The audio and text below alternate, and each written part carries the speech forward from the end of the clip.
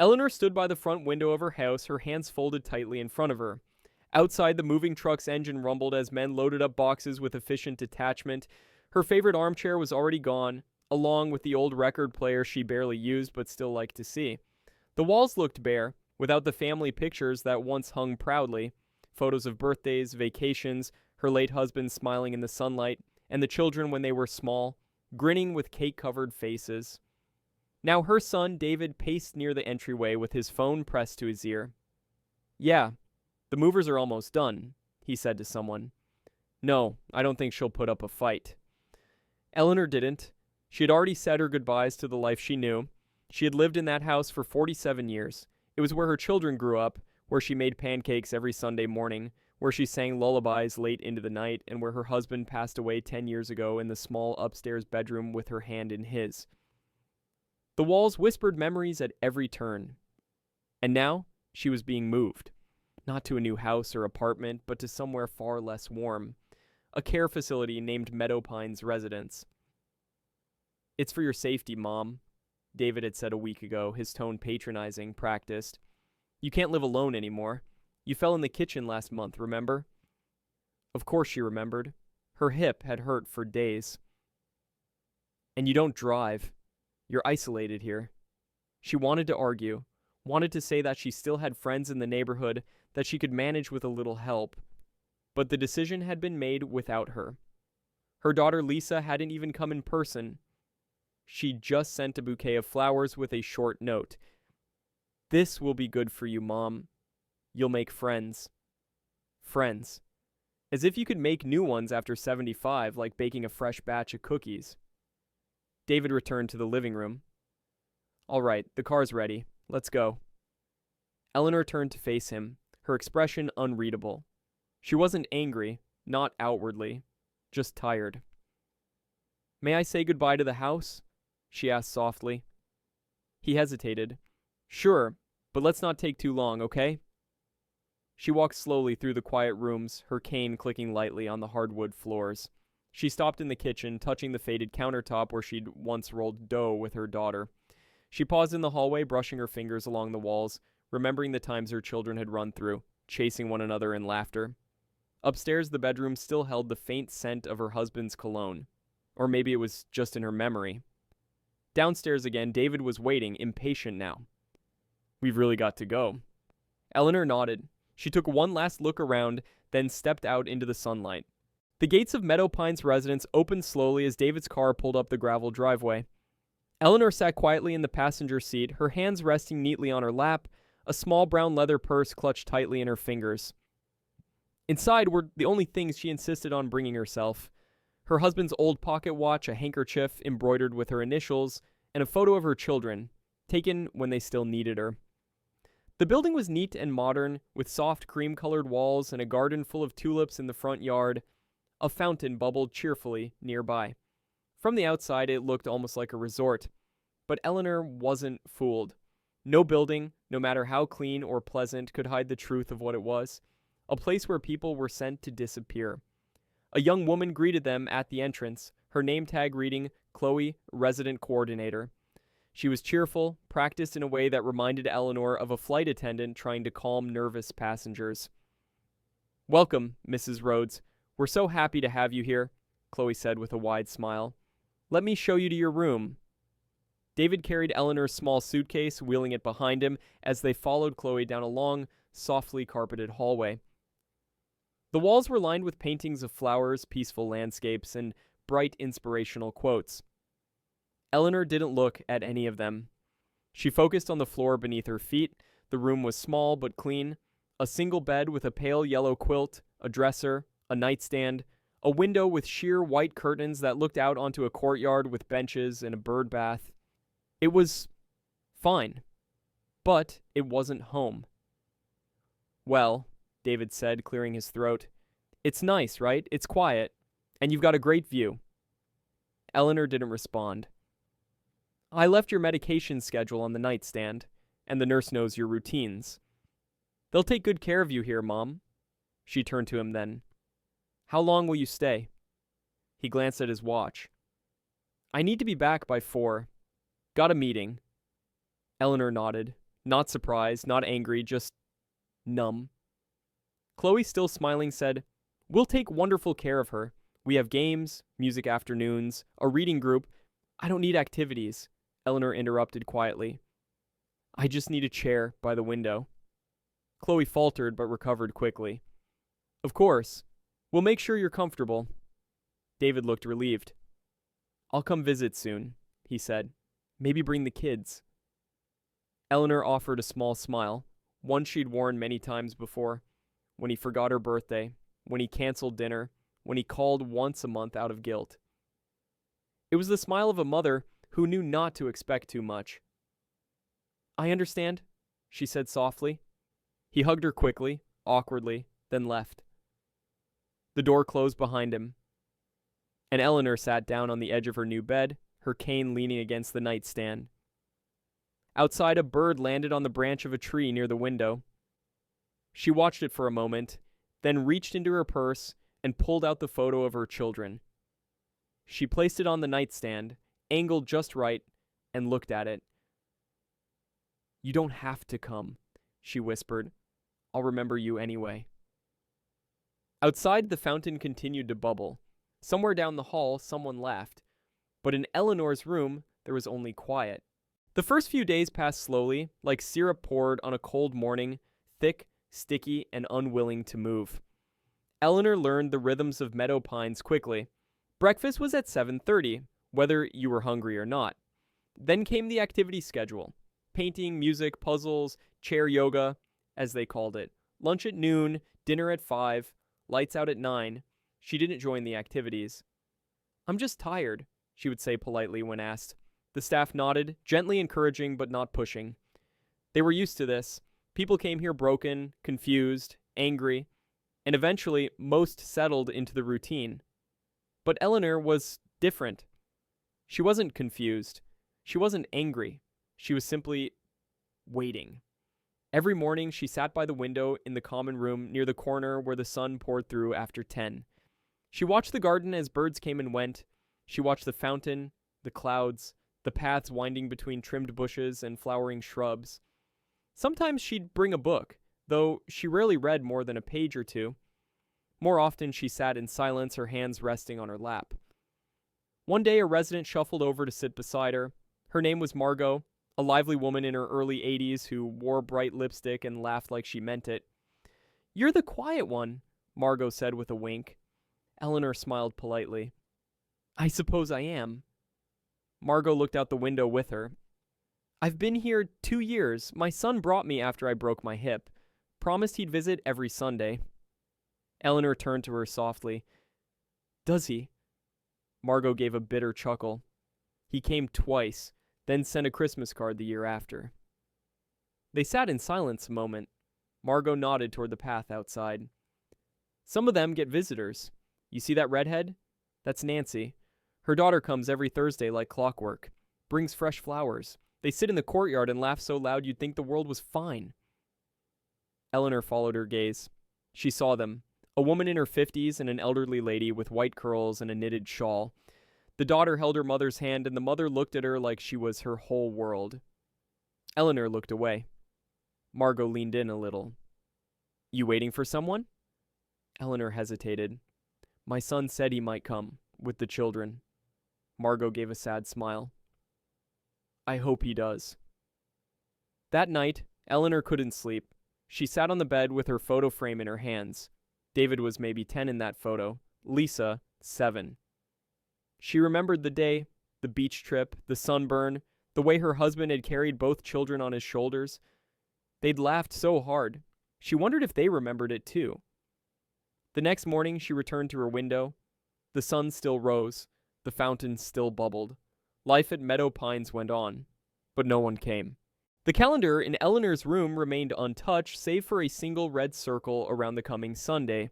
She had marked it after David's first visit, that brief, quiet arrival when he dropped her off like a forgotten parcel.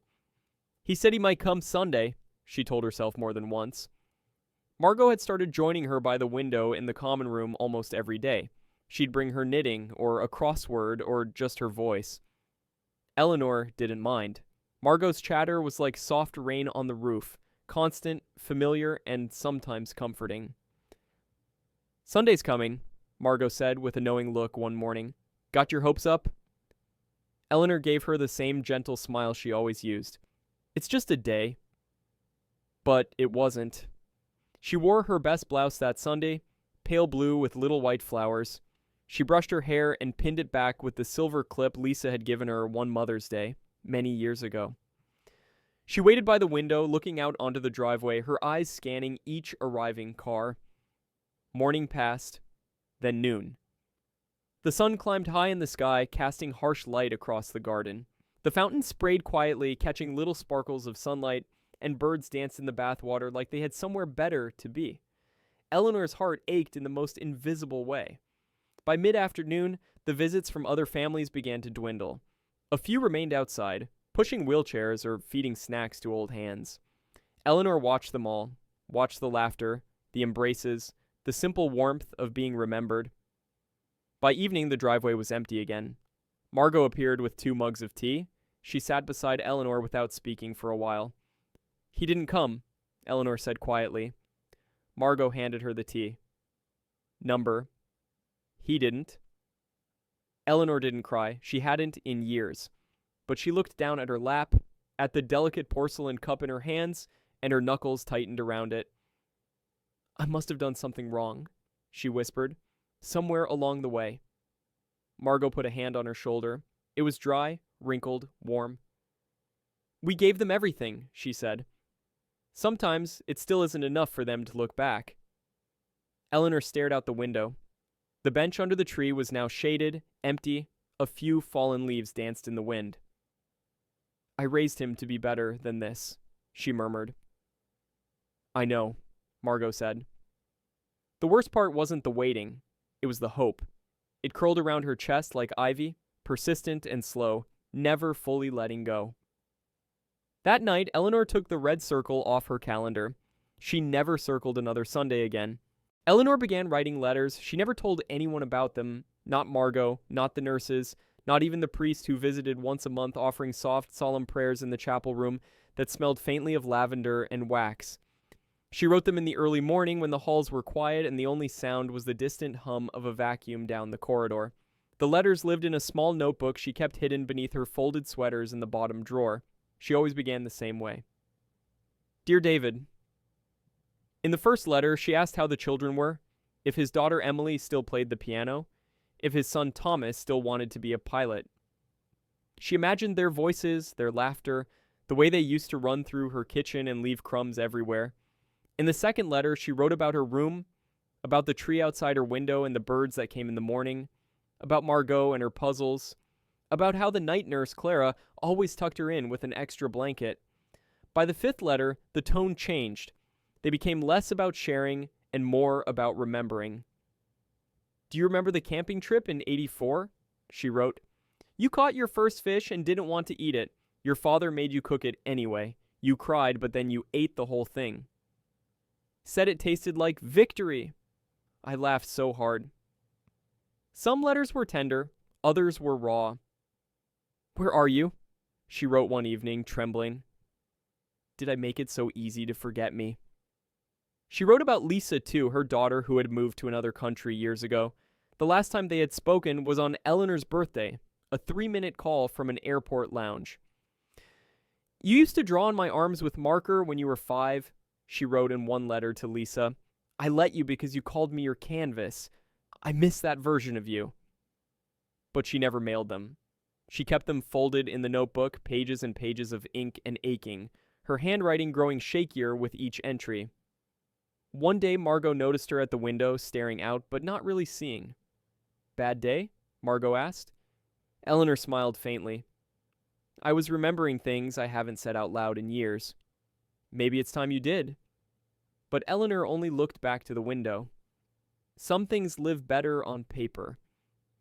Later that night, Eleanor took out the notebook and gently pressed her hand to the cover. "Maybe one day," she whispered, "you'll find these, and know I was never angry. Just waiting." She slid the notebook back into the drawer, and the silence of her room returned, soft and endless. Eleanor turned 79 on a Thursday. She didn't expect a party, but some small part of her, that stubborn thread of hope she couldn't quite cut loose, thought there might be something. A phone call, a card, a surprise visit. Morning came with no mention from the staff, though Clara, the night nurse, had left a yellow rose on Eleanor's windowsill. No note, just the flower in a narrow glass. Margot came by just before breakfast, holding a paper crown from the activities room. "It's your day," she said, plopping the crown on Eleanor's head with mock ceremony. "Queen, for a morning." Eleanor smiled. "A quiet queen, then." After breakfast, Margot convinced her to go to the craft room, where a few of the more spirited residents were decorating paper lanterns. Eleanor tried. She painted half a lantern in blue, but her mind wasn't on the task. Her eyes kept wandering toward the large window facing the driveway. Nothing. At noon, she sat by her usual spot in the sun, still wearing the paper crown. A few of the nurses passed by and smiled. One offered her a cookie, another said, "Happy birthday, Eleanor," as she wheeled a resident past. But David didn't call. Lisa didn't write. Eleanor stared at the small photo in her lap, the one of all four of them from years ago before her husband passed, before everything had begun to stretch and loosen and fray. She whispered, "Do you remember this day? It was so hot. We spilled lemonade on the blanket, and you both said it was the best picnic ever." The photograph, of course, didn't answer. That evening, the dining hall had meatloaf. Eleanor picked at her plate. She could hear soft music playing, something old and jazzy, and a few of the residents were humming along. Margot sat across from her, eating slowly. "They didn't call?" she finally asked. Eleanor shook her head once, barely. Margot reached across the table and took Eleanor's hand. "Then I'll sing to you." And she did. Quietly, gently, Margot sang "Happy Birthday" in a shaky voice, and Eleanor didn't stop her. When the song was over, Eleanor whispered, "Thank you." The paper crown sat askew on her head, and her eyes were glassy. That night, in her room, Eleanor wrote another letter. She didn't address it to David or Lisa. This one had no name. It simply read, "You forget me, but I remember everything." She folded it carefully and placed it with the others. Outside, the sky darkened to deep velvet. The window in her room caught the last shimmer of light. Another year, another silence. It was a Tuesday when something unusual happened. Eleanor was at her usual post by the window, watching the sun climb its slow arc over the garden. Margot had gone to a morning poetry reading. She had taken a liking to the new volunteer who read everything with a dramatic flair that made her laugh.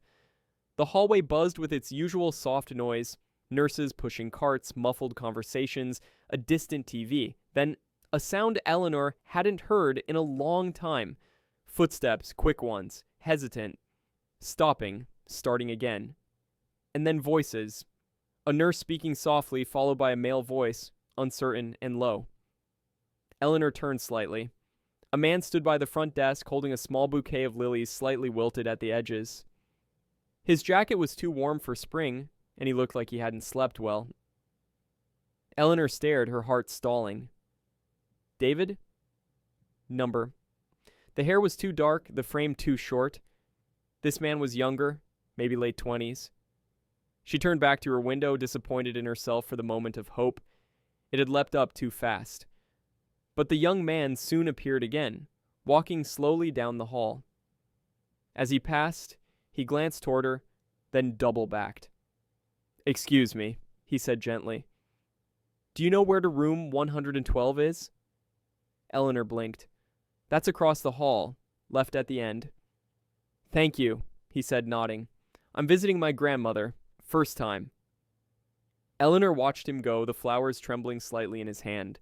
Something about the way he moved, cautious, unsure, made her chest tighten. She imagined Emily or Thomas doing the same one day, visiting her, hesitant, strangers, yet family. Hours passed. The young man didn't return. When Margot came back, she found Eleanor quieter than usual. "Something happen?" she asked. "A visitor came," Eleanor murmured, "but not for me." Margot sat down beside her. "It always stings, doesn't it? Even when you try not to let it." "I thought it might be him." Eleanor admitted. Margot didn't ask who. She didn't need to. That night, Eleanor opened her notebook and added a new letter. Today, someone came to see their grandmother. They brought flowers. I imagined it was you, even just for a moment. It hurt less that way. She pressed the pen down hard on the period like it might leave a mark deep enough to be felt by someone else. The room was silent again. Only the rustle of pages remained. Spring brought storms. One night, the skies broke open with thunder so loud it rattled the window panes in Eleanor's room. Rain poured down in sheets, heavy and wild, drumming on the roof like a furious heartbeat. At 8:43 p.m., the lights went out. A hush fell across the building, broken only by gas from startled residents and the distant beeping of backup power systems kicking in. Eleanor sat up in bed, watching as the soft glow of her nightlight vanished. Darkness folded around her like a thick blanket. She wasn't afraid, not of storms, not of silence. What frightened her more was how quickly she had become used to being alone in the dark. A nurse came by with a flashlight, checking rooms. You all right, Miss Eleanor? Yes, dear, just fine. Emergency lights should be on soon. Eleanor nodded, offering a faint smile. The hallway was dimly lit by battery-powered lamps taped to the walls. Down in the common room, a few residents had gathered, murmuring nervously. Someone began singing an old hymn to pass the time. Eleanor didn't join them. She stayed in her room and pulled her shawl around her shoulders. The storm outside was like a memory. Wild, unpredictable, and so far out of her control. She lit a small battery-powered candle she had in her drawer and placed it on the nightstand. It cast flickering shadows across the room, catching the edges of picture frames and the brass handle of her wardrobe. She sat at her desk and opened the notebook again. Dear David, she began, the power went out tonight. The wind sounded like it was pulling at the walls, begging to be let in. I thought of the time you were 7 and crawled into our bed during a thunderstorm, saying the clouds were angry with you. I told you the thunder was just the sky clapping for your bravery. You believed me. She paused, her pen hovering. I wonder if you remember that now. I wonder if you remember anything. Another roll of thunder shook the building. She looked up at the ceiling. The flickering candlelight made the room look softer, less like a place of endings and more like a place where someone might be waiting for something to begin. Eventually, she curled up in her chair, blanket around her, the candle beside her casting just enough light to chase away the feeling of being forgotten. Outside, the rain kept falling. Inside, she listened to the storm and to the silence that followed it. Days blurred into weeks. Eleanor's world became a series of routines and quiet moments by the window. The seasons shifted slowly. The cherry tree outside her room blossomed pink, then shed its petals, leaving the ground soft with flowers. One afternoon, Margot found Eleanor humming an old tune, her voice barely above a whisper. What's that song? Margot asked, settling beside her. Eleanor smiled, eyes distant. It's a lullaby my mother sang to me when I was a child. I hadn't thought of it in years. Margot encouraged her to sing it again. So Eleanor sang, the soft melody floating between the walls, weaving through the halls like a fragile thread of memory. Other residents paused, their heads turning as if hearing a long-lost voice. Some tried to join in, others closed their eyes and smiled. For a moment, the home wasn't just a place of waiting. It was a place of remembering. But as the song ended, reality crept back. David didn't call. Lisa didn't come. The quiet settled once again. Eleanor folded her hands in her lap and looked toward the window. I guess some songs don't reach the ears they're meant for, she whispered. Margot squeezed her hand. But they still live. Eleanor nodded. That night she wrote another letter. I sang a song today. It floated through the halls. Maybe one day you'll hear it. Maybe. She closed the notebook and turned off the light. Outside the moon shone bright, but inside the room was quiet, waiting. One chilly morning, a new nurse arrived at the home. Her name was Anna, a young woman with kind eyes and a calm presence. She had recently graduated from nursing school and was eager to make a difference. Anna's first day was busy. Charts, medications, introductions. But when she reached Eleanor's room, she paused. Eleanor sat quietly by the window, wrapped in her shawl, looking out with a distant expression. Anna smiled softly. "Good morning, Eleanor. I'm Anna. I'll be taking care of you for a while." Eleanor turned her head slowly, meeting Anna's gaze. "You have a nice name," she said. "Reminds me of someone I once knew." Anna pulled up a chair. "Would you like to talk? About anything?" Eleanor hesitated, then nodded. They spoke gently about the garden, the seasons, and memories that felt like fragile threads holding time together. Anna listened without rushing, without interrupting. For the first time in months, Eleanor felt heard. "Do you have family?" Anna asked after a while. Eleanor's eyes clouded. "I do, but they have their own lives now. I understand." Anna squeezed her hand. "You're not alone here." Eleanor smiled, a flicker of warmth breaking through. That day, Anna brought Eleanor a small notebook and a pen. "Maybe you could write down your stories," Anna suggested, "so they don't get lost." Eleanor took the notebook with trembling hands. That night, she began a new letter. "Dear Anya," she wrote, "thank you for listening when I thought no one was left to hear." And for a moment, the room felt a little less empty. Days turned into weeks, and Anna's presence became a small but steady light in Eleanor's routine. She wasn't just a nurse anymore. She was a friend who listened, who cared. One afternoon, as Eleanor sat by the window watching the leaves fall, Anna brought her a small box tied with a ribbon. "I found this in the storage room," Anna said softly. "It belonged to you, or at least to someone with your name." Eleanor untied the ribbon carefully and opened the box. Inside were old photographs, a faded scarf, and a small music box. She turned the key, and a gentle melody played, one she hadn't heard in years. Tears welled up in her eyes. "Where did you find this?" Eleanor asked, her voice shaking. Anna shrugged. "Someone must have packed it away when you came here. I thought you might want it back." Eleanor clutched the music box to her chest. "It's more than just an object," she whispered. "It's a piece of my past, a reminder that I'm still here." For the first time in a long while, Eleanor felt a flicker of hope. Maybe, just maybe, she wasn't completely forgotten. It was late afternoon when the phone finally rang in Eleanor's room. She hadn't heard it in months. The sound startled her, sharp and unfamiliar in the quiet. Anna answered first, then handed the receiver to Eleanor. A voice came through, hesitant, unsure. "Mom? It's me. Lisa." Eleanor's heart beat unevenly. Lisa's voice trembled. I'm sorry, I should have called before. I didn't know how." Eleanor held the phone close. "I'm here, Lisa." There was silence. Then Lisa spoke again, voice cracking. "We're coming to see you tomorrow. I promise." Eleanor closed her eyes, clutching the phone like a lifeline. The next day, Lisa arrived with David and the grandchildren, faces soft with tentative smiles and awkward hugs, the room filled with quiet chatter, stories, and laughter that felt foreign but welcome. Eleanor watched the children play near the window, her heart swelling with a bittersweet joy. But as evening fell, Eleanor felt the weight of years lost. She knew the visits might be few and the memories fragile.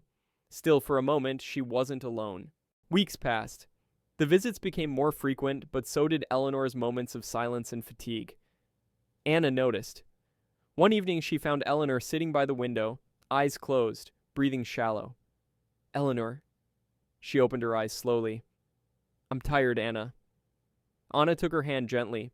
"Rest now." That night, Eleanor dreamed of the past, of family dinners, laughter, and warm kitchens. She woke at dawn, peaceful.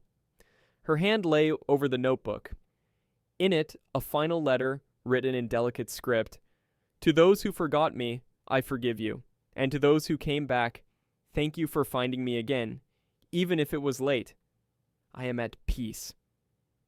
Eleanor closed her eyes one last time. The home felt emptier without Eleanor's soft humming. Margot placed a single yellow rose on the windowsill. Anna organized Eleanor's belongings, including the notebook of letters. She found in them a story of love, loss, and hope, a testament to a woman who was never truly forgotten. At a small gathering, the residents shared stories of Eleanor, laughter and tears mingling. The cherry tree outside blossomed once more, petals drifting gently in the spring breeze. Though Eleanor was gone, her quiet window remained, a symbol of enduring love and memories that outlast time. In a quiet room filled with sunlight, a young girl picked up Eleanor's notebook. Her grandmother's stories, written in shaky letters, spoke across generations. The window looked out onto the garden, where cherry blossoms fell like soft snow. The stories lived on, not in visits or calls, but in the hearts of those who remembered.